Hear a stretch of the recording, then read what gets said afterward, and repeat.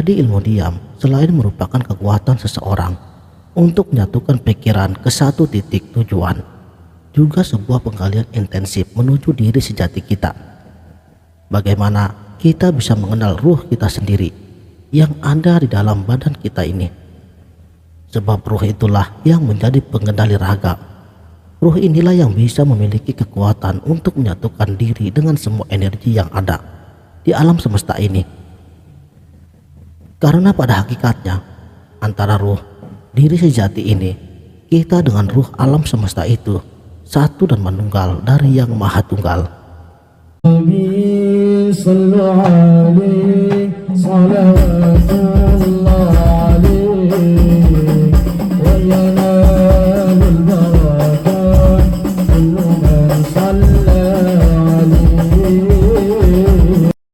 Bismillahirrahmanirrahim. Assalamualaikum warahmatullahi wabarakatuh. Salam sang sejati. Sebagaimana kita maklumi, kebodohan adalah kurangnya kecerdasan, fakir pemahaman, dan miskinnya kepekaan. Karena keengganan memperoleh pengetahuan yang mungkin saja dinilai bertentangan dengan kepercayaan teguh awal seseorang, sehingga melahirkan konsepsi bias tentang dunia yang nyata yang ada di hadapannya.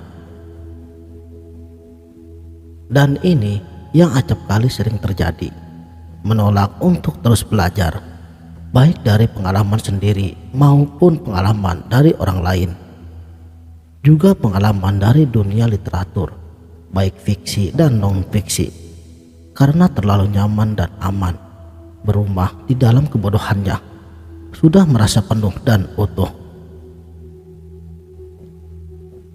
Terkadang dalam menghadapi orang seperti ini, sebaiknya memang lebih baik tetap diam dan mendengarkan sambil sebisa mungkin untuk tetap tersenyum.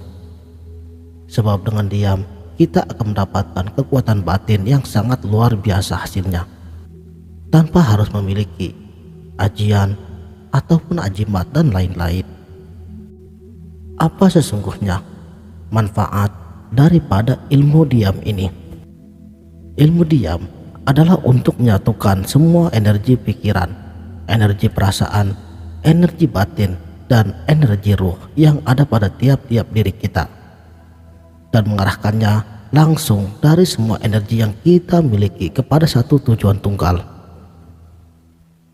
Jadi diam di sini berarti memusatkan kemampuan intelektual kepada satu tujuan pusat, yaitu kesadaran tunggal ilahiyah. Diam adalah penggalian mental yang intensif, pencarian pengertian yang didukung oleh kehendak yang tidak tertahankan, dan suatu penggabungan energi ke dalam satu ikatan yang sangat sederhana. Diam itu ibarat menggabungkan lidi dalam satu ikatan sapu yang kuat dan tidak bisa dipatahkan. Juga bisa pula diibaratkan kumpulan sinar yang ada di alam semesta batin kita menjadi sinar laser yang sangat kecil, namun efeknya akan memiliki kekuatan untuk menembus semua kekuatan yang ada di alam semesta ini.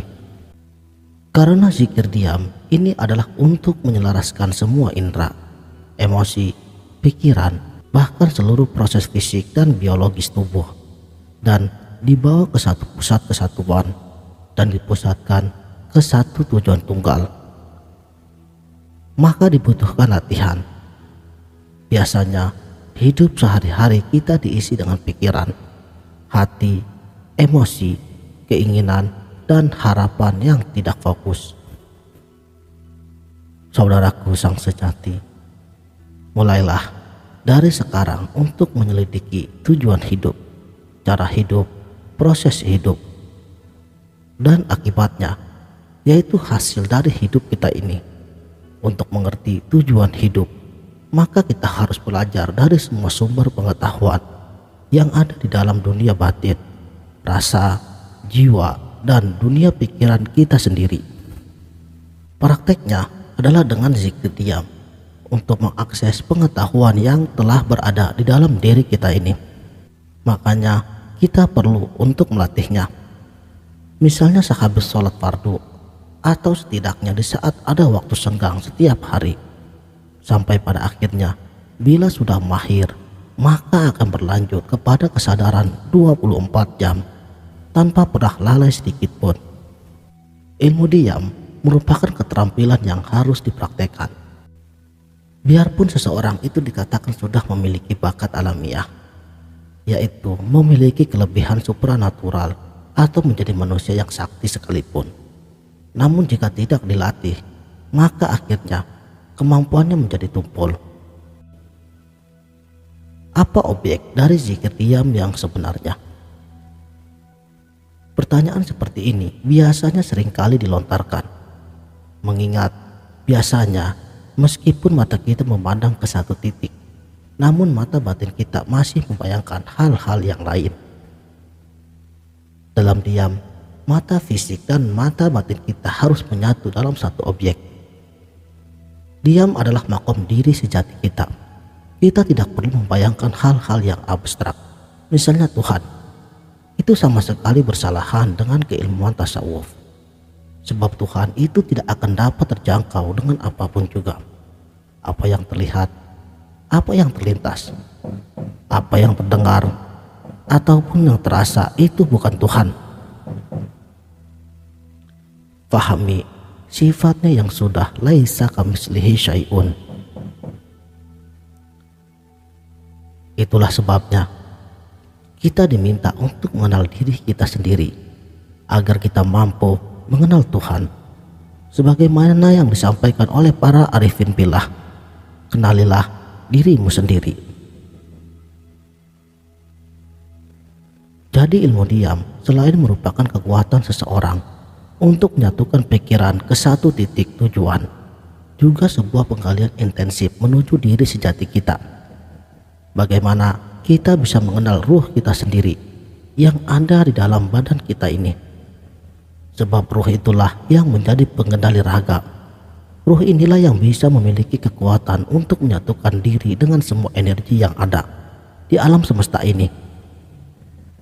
Karena pada hakikatnya antara ruh diri sejati ini, kita dengan ruh alam semesta itu satu dan menunggal dari yang maha tunggal. Ilmu diam akan lebih mudah tercapai bila kita mengurangi makan, minum, seks, dan tidak tidur di malam hari. Di dalam masyarakat Jawa kita mengenal kegiatan untuk mengendalikan indera, pikiran, dan emosi dengan istilah laku tapa brata. Laku ini akan menghasilkan kekuatan dan intensitas spiritual hingga mencapai derajat manusia yang sangat tinggi. Inilah yang membedakan manusia dengan binatang. Binatang tidak mampu untuk menahan keinginan, misalnya bersengkama saat melihat lawan jenisnya, makan saat lapar, minum di saat haus, dan tidur di saat ia mengantuk. Binatang hanya mampu menuruti kehendak instingnya belaka tanpa bisa mengerem kehendaknya. Sedangkan bagi manusia yang hanya menuruti hasrat biologisnya tanpa berkeinginan untuk melatih batinnya, mohon maaf, levelnya tiada berbeda dengan binatang. Ilmu diam yang dilaksanakan secara istiqomah berarti ia telah menangguhkan kebahagiaan yang sifatnya sementara dan tidak abadi untuk mendapatkan kebahagiaan yang abadi dan kekal. Apa tanda-tanda seseorang yang sudah berhasil dalam diamnya? Jelas, hidupnya akan tenang karena sudah tahu tujuan hidupnya yang sejati.